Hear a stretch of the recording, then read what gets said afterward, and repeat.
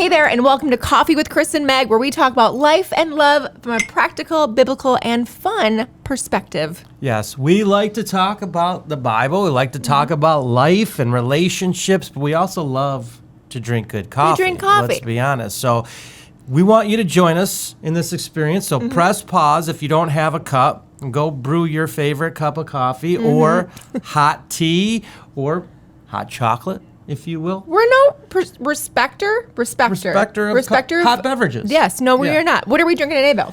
We are drinking this organic coffee called Java Love. Yes, Java Love from What a great name. The Organic Bright. Java Love, it says it all. Organic Coffee Company. Try it. It's dark roast. It's smooth. I like it. Do you like it? I do like it. And we'll put a link in the show notes for anyone who wants to give it a try. Like. And we like to say, you can still get a really good cup of coffee from a Keurig pad. If you don't get it with plastic on the bottom, you don't want to drink the plastic. That's very true. But I'm pretentious. We know this. So, Chris, how do you take your coffee, by the way? Well, that depends. If I'm just out and about, just black is fine. But if I'm at home, I have a very bougie mix of collagen, a little almond milk, and a little stevia. Sometimes cinnamon if I'm feeling like it's Christmas time and I want like fancy coffee. I get it. Yeah. I'm not a huge fan of stevia, but no, you're I'm not. just a purist. You are I drink a purist. it black and enjoy it. So what are we talking about today, Meg? Okay, mister. So today we're talking about something that might sound a little bit counterintuitive at first, but it is really choosing to see your spouse through God's eyes. Choosing to see your spouse through God's eyes. And this could be a lot easier said than done. Especially when you choose to see your spouse through the eyes of grace and love. Yeah, and I'm going to spill the beans here, so to speak. I'm going to give a little story about how I failed to do this in our marriage early on. You got to understand that I come from a family where I'm the laid back one. Believe it or not. Out of all four of us, my mom, my dad, my brother, I'm the slowest out of all four. And I do things pretty quickly. So we were a very high-paced family, always doing things we could get a lot accomplished in a short amount of time. And I just thought, hey, this is just how the world works. But then I married Megan, and she's this more creative, artistic, be nice, methodical, there you go. Systematic kind of person.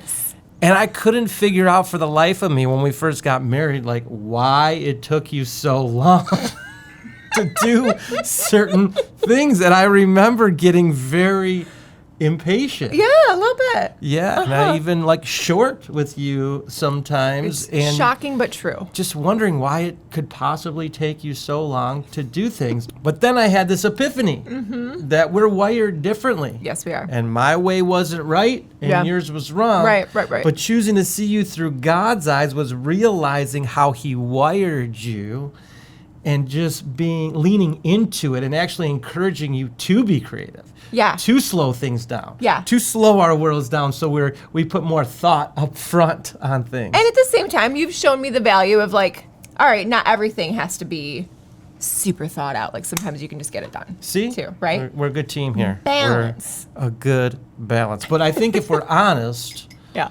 it's really easy to see the flaws in our spouse when you live with someone instead of choosing to see them through the eyes of God. Absolutely. In fact, we were looking some things up for this show, and we found out there are several annoying habits that men and women both have.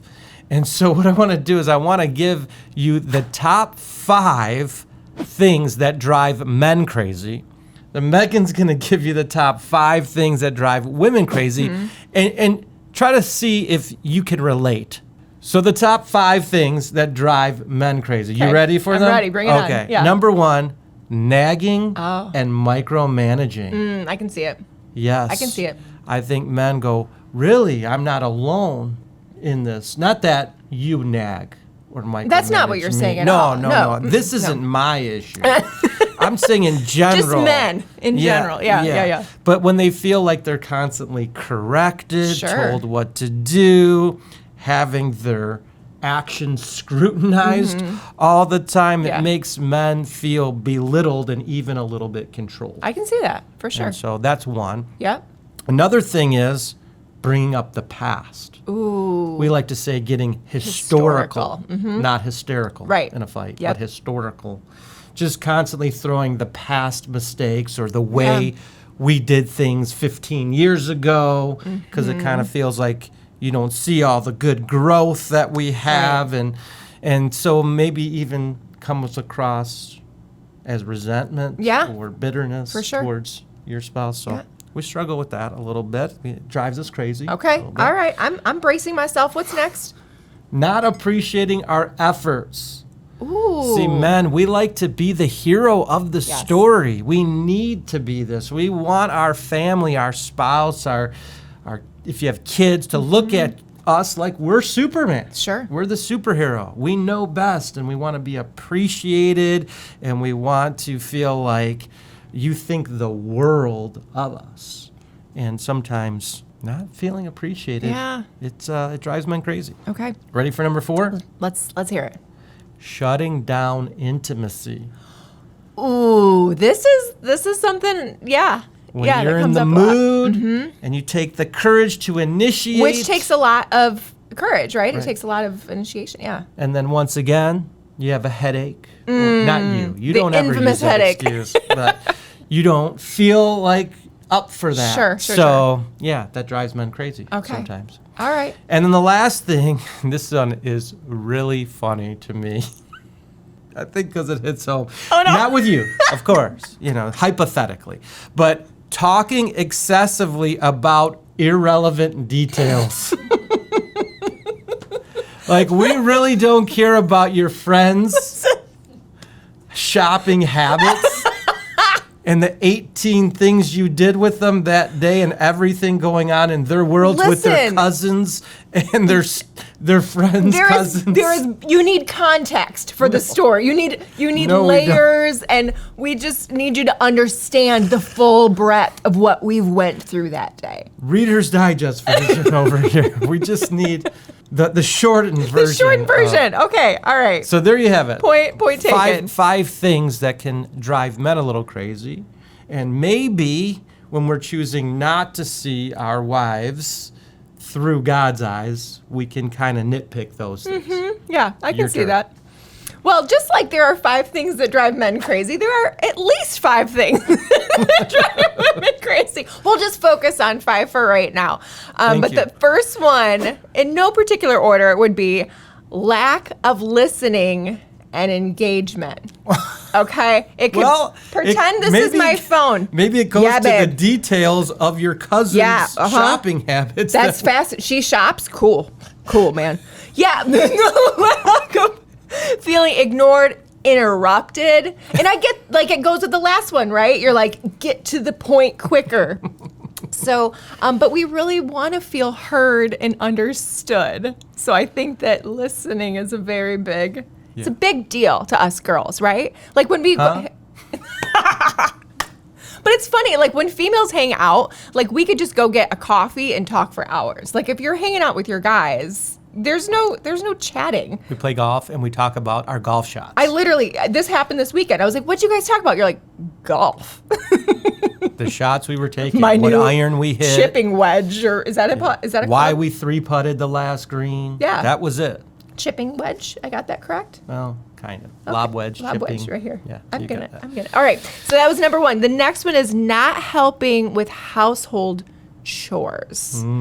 Okay, this is. I mean, yeah, this is definitely a thing, and I think warrants a conversation, right? Like, there's no rules. There's no like, well, he has to do this and I have to do this. Like, there's a lot of flexibility within marriage, but I think it warrants conversations because anything that's not talked about, it can just leave room for resentment. Yeah, clarity. Anything that lacks clarity Yeah, for sure. becomes something you resent. Yeah. It's funny. I think about this one and I think about this Instagram reel I saw where the guy, there's 5 things on the steps as he's about to walk up. There's like a load of laundry. There's like a kid's toy. There's a book. And he methodically steps around each thing so that he doesn't, trip over it. Right. And then he's annoyed How dare that they're she? on the stairs. But then the wife comes by and she literally picks up the laundry, grabs the toy and the book barely, and makes it up the stairs because someone had to bring it all upstairs. And in her brain, she's like, how could he not see those things right in front of him, it's right? just the difference between men and women. Yeah. It's so funny. Yeah, and that's either like her wanting to put them on the stairs so she won't forget later, or like her being a little passy-aggressy and like just putting stuff on there, like maybe he'll see it now. Put it up there like that. Hey, we can't read your mind. It's true. Don't put it in our way so we trip. That could be dangerous. Okay. The next one kind of goes along with this, and it's leaving messes. Leaving messes. Leaving messes. So the infamous socks on the floor, Sounds like this does is not experience. happen in our house. Obviously, like cupboards being opened or closet doors being opened, cups strewn about. I don't know. I hear you. Yeah. Loud and clear. Do we need counseling from you today? No, but leaving messes, because I think you feel underappreciated, right? Especially if the roles are like really traditional and the wife is home, like taking care of the house, and like you're out and then you kind of come in and mess up her domain, you know? Yeah, I get that. And guys, we do need to get better at Sure. this. We shouldn't be leaving messes. The epiphany I had early in our marriage was that if I didn't put something away, you had to. So it was either one of us were doing it. So it's kind of selfish to leave messes everywhere. I remember that day you came to me, you're like, I just had this revelation. And it was so sweet. And I'm sitting there, I'm like, yes, I have picked up that jacket. All right, so the next one is a little bit more serious. It's emotional unavailability. Ooh. Okay, husbands, when you feel distant, not communicative about your feelings, loneliness within marriage is an epidemic. Yeah. I will say, because there can be like a lack of communication, which a lot of times springboards into that lack of intimacy that you were talking about, like shutting down, right? It's this vicious cycle that we find ourselves in. That cycle is, you shut us down physically sometimes. Sure. And this can be vice versa Absolutely, too, some of these things. But then we don't want to be emotionally vulnerable, Yeah. almost like a payback. Right. Yeah. It's a vicious cycle until you do something to break that cycle. And so the last one, and again, there could be more, but these are the top ones, right? Lack of romance and affection from the husband. So, it ties into this last one, right? But like wives usually crave that romance, that communication, that affection in order to be open to husbands physically. And it's usually reciprocal, or it's reversed, role reversal, right? Yeah. Well, why don't you let me, make dinner tonight and take that off your plate, and I'll do the dishes, and we'll talk. We'll go for a nice walk. Wow. And we'll talk about our feelings and our days and your third cousin's shopping habits, and we can just connect. I mean, I know that you're doing this for the camera, but it's working. It's working. But I think it's so much easier, right, to just zero in, especially the longer you've been together. We do a lot of premarital coaching. And the cutest thing is our premarital couples that are like, we really don't need this communication stuff because we've never fought. And we're like, that's so great for you. Go home and get in a fight. Like, that's what I call it. Let's talk about this, because the longer that you're together, the easier it is to not only recognize each other's flaws, right, but to zero in and magnify those flaws. I think when you're living with a person, it's easy. It's human nature to notice the flaws and have them drive you crazy. So those are the things that drive men and women crazy. Right. So how do we then take our advice? In fact, we get this from Ephesians chapter 1, verse 4. For sure. But seeing our spouse through God's eyes, through grace. What does Ephesians 1:4 actually say about this? It says, God chose us in Christ to be holy and blameless in his sight.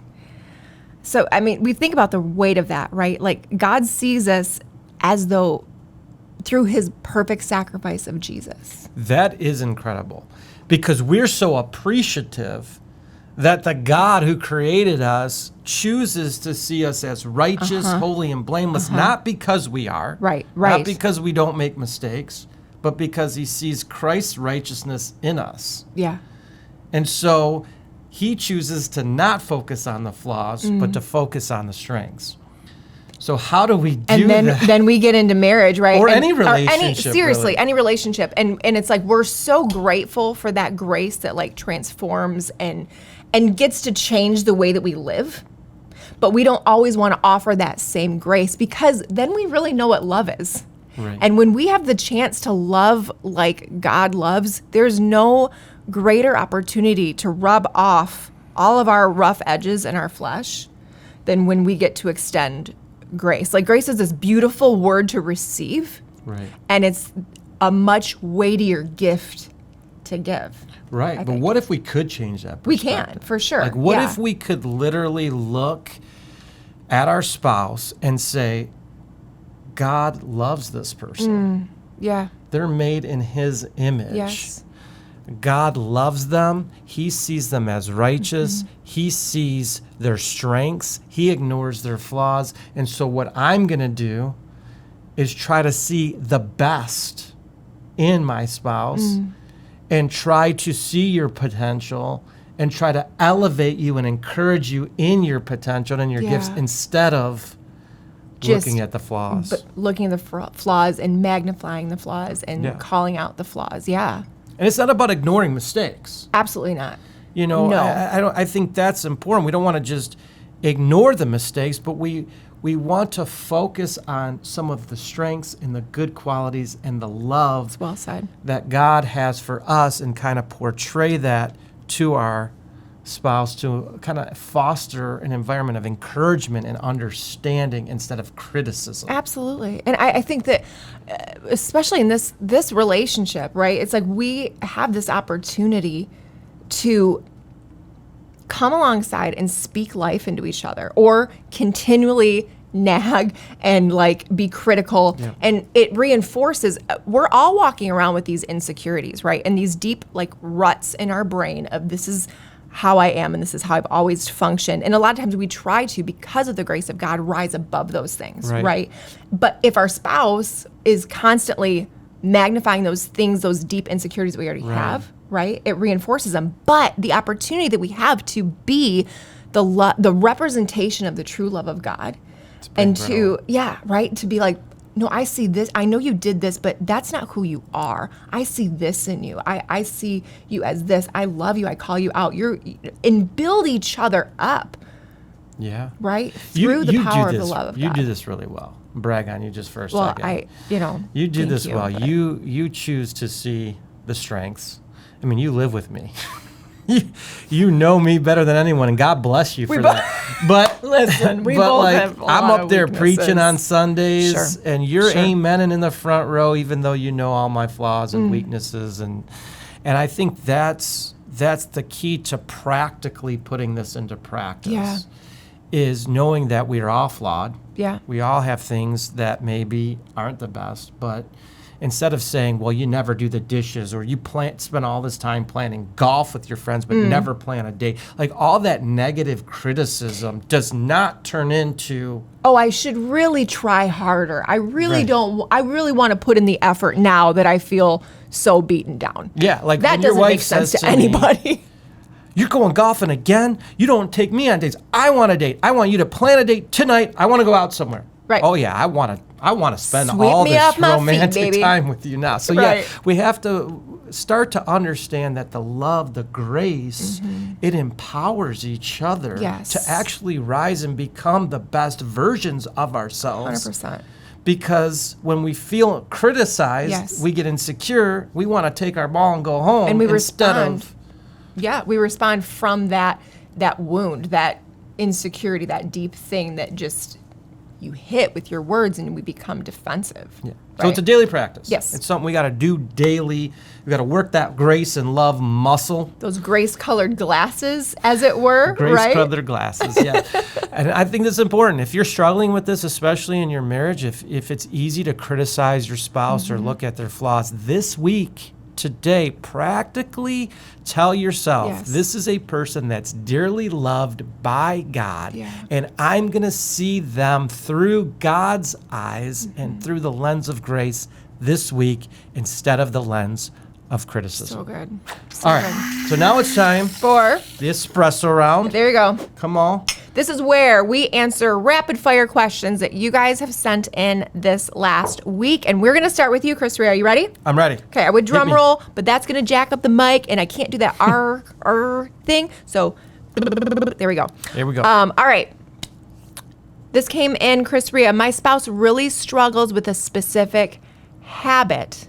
Ooh. How do I see them with grace in this area? And they didn't zero in on the habit, right? So this could be a lot of things. That can be frustrating. Yeah. When you have a habit, a spouse has a bad habit, we would say, that really frustrates you. Maybe it's being impatient or short with their spouse. Maybe it's drinking or smoking or it's a very broad spectrum. whatever the habit is has different levels. And I think the way that you approach this topic is, one, you got to get God involved. You got to pray. God, help my spouse. I believe in my spouse. My spouse has the potential to overcome this bad habit, and keep praying and speaking life over your spouse, celebrating the small wins. Yes. Like when that person doesn't do the habit, make a big deal about it. And then what we're doing is we're still saying, listen, I'm not okay with this habit. We need to keep working on this habit. Yeah. I believe in you. I believe you can do it.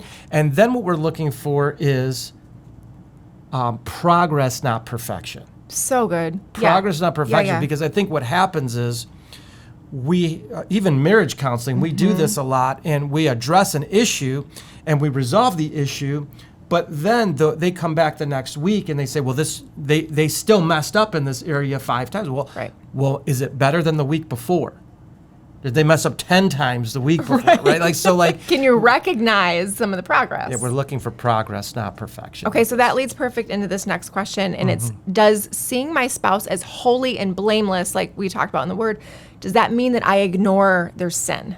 Absolutely not. No. I think if there's something that is sinful in the relationship, in the marriage, I mean, obviously we're all flawed individuals, but we talk a lot about assertive communication, which is just the ability to express what you wish you had more of or less of in your relationship. So having a conversation in love, not judgment. Right.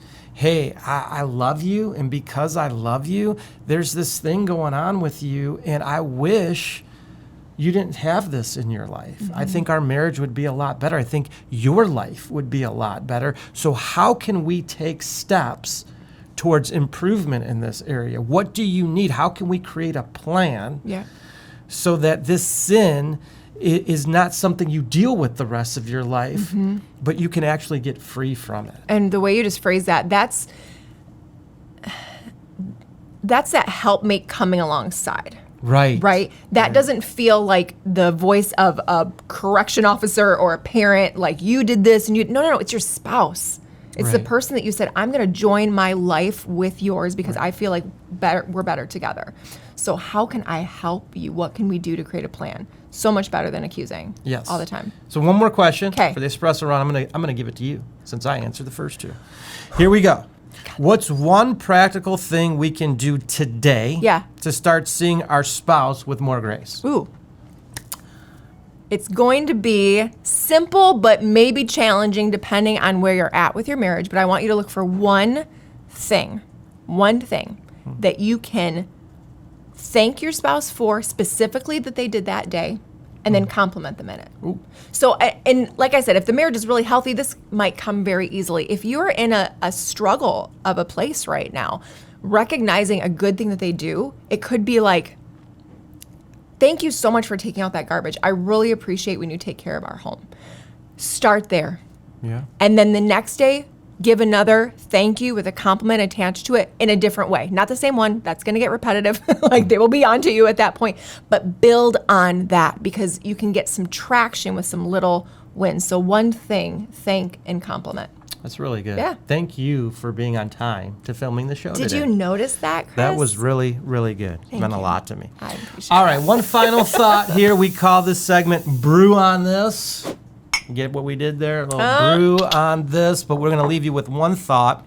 It's from Colossians 3:13, and it says this, bear with each other and forgive one another. If any of you has a grievance against someone, forgive as the Lord forgave. And that kind of goes right along with this grace concept. As God chooses to forgive, let things go with our spouse this week, or any relationship, son, daughter, parent, friend, coworker, let's choose to forgive them and move forward. Yeah. Who do you have the opportunity to show grace to this week? It'll reframe everything.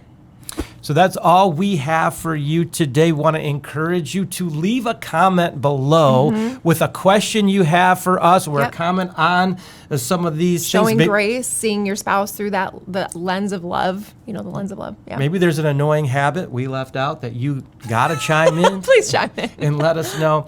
If there's another couple you know maybe struggling with this topic, Sure. feel free to share this with them or share it on your social media. If you haven't yet subscribed, we'd love for you to do that. And we also have a marriage course called Make Love Work. We have one for premarital couples and we have one for married couples. If you're looking just to get a little more spark or intentionally invest into your relationship, we'll have the link below in the show notes. So have a great day, everyone, and remember that life and love, way too important to live on autopilot. Bye, guys. See you next time.